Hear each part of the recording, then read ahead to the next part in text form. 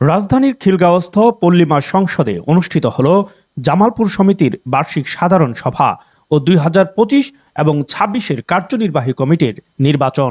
এতে নির্বাহী সভাপতি হিসেবে নির্বাচিত হন হাফিজুর রহমান ময়না। সভায় ডক্টর হাবিবুল্লাহ তালুকদার রাস্কিনকে মহাসচিব এবং বিশিষ্ট সমাজসেবক ও শিক্ষানুরাগী নজরুল ইসলাম দুলালকে সাংগঠনিক সম্পাদক হিসেবে নির্বাচিত করা হয়। এ সময় গুরুত্বপূর্ণ বক্তব্য দেন সমিতির সম্মানিত উপদেষ্টা ও সিনিয়র নেতৃবৃন্দ। বক্তারা জামালপুর সমিতির মানবসেবামূলক কার্যক্রমের পরিধি বাড়ানোর উপর জোর দেন। সাধারণ সভায় জামালপুর সমিতির সদস্য ছাড়াও ঢাকায় বসবাসরত সর্বস্তরের জামালপুরবাসী অংশগ্রহণ করেন। এই সভার মাধ্যমে সমিতির নতুন পরিকল্পনা ও উদ্যোগের কথা তুলে ধরেন, যা আগামী দিনে জামালপুরের মানুষের কল্যাণে গুরুত্বপূর্ণ ভূমিকা রাখবে বলে আশা করেন।